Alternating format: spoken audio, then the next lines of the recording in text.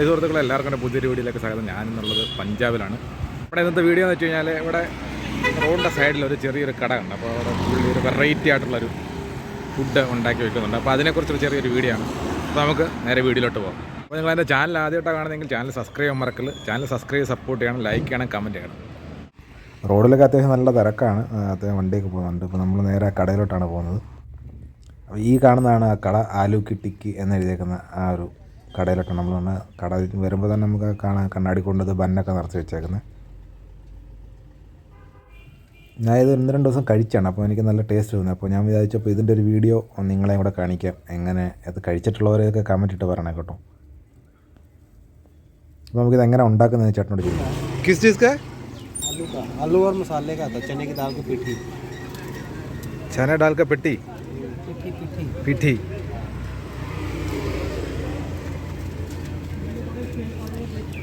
അപ്പോൾ ചേട്ടൻ പറഞ്ഞതെന്ന് വെച്ച് കഴിഞ്ഞാൽ क्या नाम बोलते ആലു ടിക്കി ബൻ കെ സാത്ത്. കിഴങ്ങും നമ്മുടെ കടലയുണ്ടല്ലോ, കടലയും കൂടെ വേവിച്ചിട്ട് അത് രണ്ടും കൂടെ കുഴച്ച് മിക്സ് ചെയ്തിട്ട് അതിനകത്ത് സവാള മസാല ഒക്കെ ചേർത്ത് ഇളക്കി അതിൻ്റെ ഒരു ചെറിയ ബോൾ അത് ഉരുണ്ട ഉരുട്ടിയിട്ടാണ് ഈ ടിക്കി ഉണ്ടാക്കുന്നത്.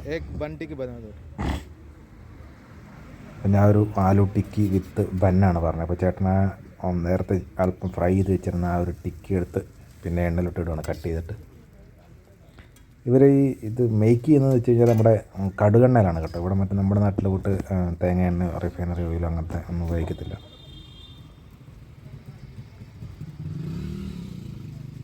ഇതാണ് ഒരു ബണ്ണ്. ആ ബണ്ണിന് നടുക കട്ട് ചെയ്തിട്ട് അതും ഫ്രൈ ചെയ്യാൻ വെക്കുന്നതായിരിക്കും.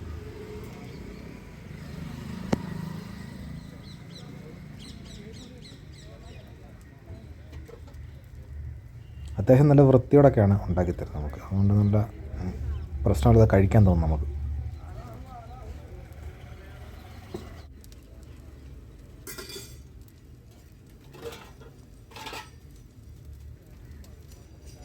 ഇത് അതിനുപയോഗിക്കുന്ന 2 തരത്തിലുള്ളൊരു ചമ്മന്തികളാണ്. ഒന്ന് നല്ല മധുരമാണ്, മറ്റേത് നമ്മുടെ ഈ പുതിനയിലേക്ക് വെച്ച് അരച്ചൊരു ചമ്മന്തിയാണ്.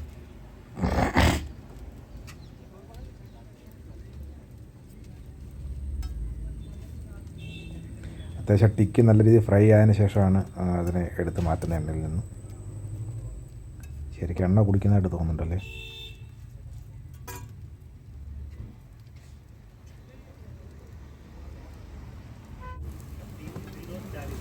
അത്യാവശ്യം നല്ല രീതിയിൽ ഫ്രൈ ആയിട്ടുണ്ട് രണ്ടും. ഇതിൻ്റെ റേറ്റ് എന്ന് വെച്ച് കഴിഞ്ഞാൽ വെറും ആലു ടിക്കി മാത്രം കഴിക്കുകയാണെങ്കിൽ 30 രൂപയും ഈ ആലുവിൻ്റെ കൂടെ ഈ ബണ്ണ് വിത്ത് കഴിക്കുകയാണെങ്കിൽ 40 രൂപയാണ് കിട്ടുന്നത്.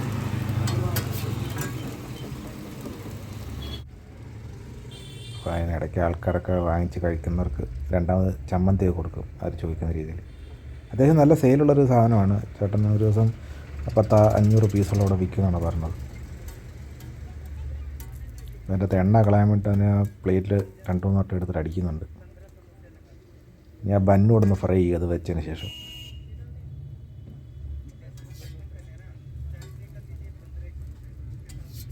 അപ്പോൾ നിങ്ങൾക്ക് എൻ്റെ വീഡിയോസൊക്കെ ഇഷ്ടപ്പെടുന്നുണ്ടെങ്കിൽ എൻ്റെ ചാനൽ സബ്സ്ക്രൈബ് ചെയ്ത് സപ്പോർട്ട് ചെയ്യണം. എന്നെ കമൻറ്റ് ഇട്ട് ലൈക്ക് ഇട്ടും സപ്പോർട്ട് ചെയ്യണം.